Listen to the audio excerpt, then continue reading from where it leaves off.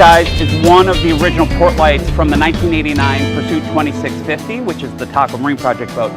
And while the team at Canvas Designers is busy on the hull liner, I want to fill in 3 openings in the hull with some new replacement Portlights. And there are a lot of guys that have older boats that these things kind of get opaque, they look nasty, and you might want to think about making the boat look new again by adding just some Portlights, and they're not that expensive.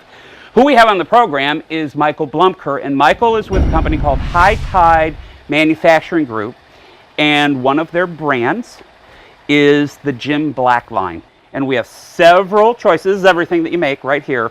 What size is this, Michael? 3x10, 4x14. These are rectangular in shape. This is elliptical? 3x15, correct. Okay. 6x16 and 5x18. I took some rough measurements of our openings, and it's a little bigger than 16 across, 6 inches tall, so I'm thinking this is going to be our replacement lens.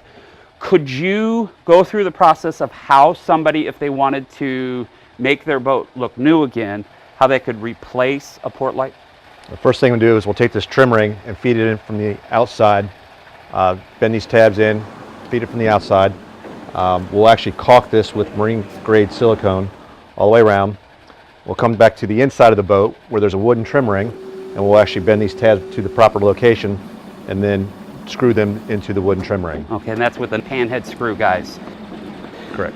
Talk about the housing for the inside portion of our Portlight. Do we have to caulk that as well? It's the most critical part of the install is to actually caulk, and we need to go ahead and be pretty generous with our caulk on this. Either clear or white, whatever your choice is, okay. But you want to use a marine grade silicone, not a 5200 or anything like that. Could you rotate that around, and when the Portlight's on the inside of the boat, do you want the window to come down, or do you want the lens to actually lift up? 99% of all the installs at the OEMs have always lifted up. Okay, fantastic.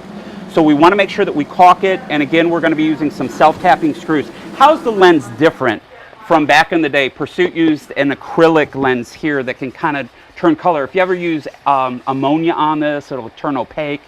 How is a Jim Black lens different? Jim designed this to, with DOT spec tempered glass, and the resin that he always used is all impervious to harsh chemicals and cleaners. Okay, so you can use acetone cleaning them up if there's any smudges or anything like that. Ballpark, how much, if somebody had an older Bayliner or a Scout or a Pursuit or a Chaparral, there's a lot of boats that use the 16x6 Portlights. What would they invest? About $170 per Portlight. Okay, very, very affordable. Where could somebody in the audience actually get one? Hardtofindboatparts.com, which is powered by Great Lakes Skipper. Okay. And then we have at our website a whole list of other distributors as well. Give us that website. www.go2hmg.com.